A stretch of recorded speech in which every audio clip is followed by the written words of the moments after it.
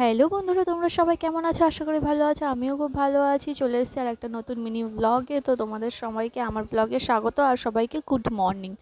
দেখো সকালবেলা চলে এসেছি রান্নাঘরে। আজকে একটু অন্য একটা জিনিস বানাবো, অনেকদিন বানানো হয়নি, আমি প্রায় দিন বানাতাম।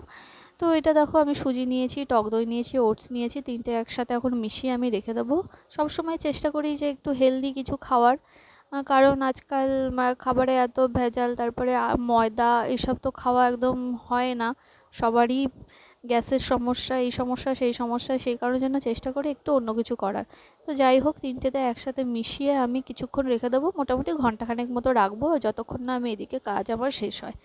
আর দেখো, আমি এখন একটু ছাতুর শরবত করছি, আমি খাবো তাই। তো সকালবেলা এখন আর গরমে চা খাওয়া হচ্ছে না, চা খাচ্ছি না। তো আমি এক গ্লাস ছাতুর শরবত খেয়ে নেবো, আমার খিদেও পাচ্ছিল, এটা খেলে অনেকক্ষণ পেটটা ভর্তিও থাকবে আর আমার কাজ করতে সুবিধাও হবে। আর দেখো, আমি এখন চা বসিয়ে দিয়েছি মায়ের জন্য। চা এখন খাওয়া হচ্ছে না, খুব গরম পড়ে গেছে, এত গরম পড়ে গেছে ভালো লাগছিল না একদম। তো ঝটপট করে আমি খেয়ে নেবো, খেয়ে নিয়ে তারপরে পরের কাজগুলো আমাকে করতে হবে।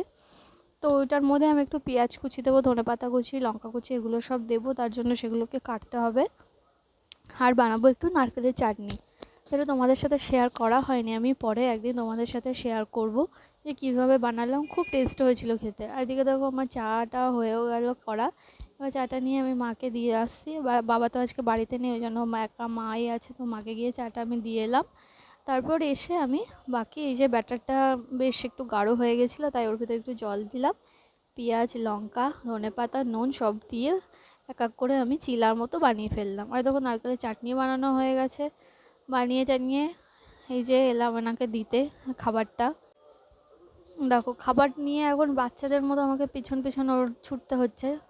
কোথায় আমি বানালাম এত কষ্ট করে, নিয়ে খাবে তা না, দেখো পিছন পিছন আমার ছোট খাবার নিয়ে, এখানে বসবে না সেখানে বসবে না। আর ফোনটা তো হাত থেকে সরাবেই না, কি বলবো আর কি।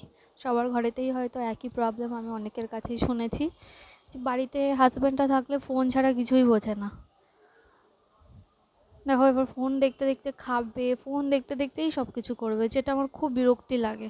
একটু তো নিজের কি বলবো, ওয়াইফকে তো একটু টাইম দেওয়াটা দরকার।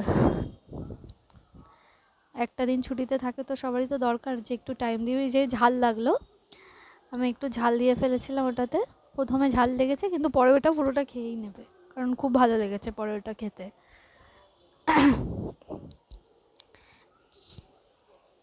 সত্যি বলতে এটা খুব ভালো হয়েছিল খেতে, দারুণ হয়েছিল, আর নারকেলের চাটনিটা দিয়ে দারুণ লাগছিল খেতে। তো তারপরে দেখো চলে এলাম দুপুরে রান্না বান্না করতে। আজকে আর চিকেন হবে না, তো আজকে ডিমের ঝোল, আর এদিকে দেখো মা মাছের টক করবে বলে মাছ ভাজা করছে। তো আমার ভিডিওটা তোমাদের কেমন লাগলো, আশা করি ভালো লাগলে আমার চ্যানেলটাকে সাবস্ক্রাইব করে দিও বা ফলো করে দিও। তো সবাইকে টাটা, বাই।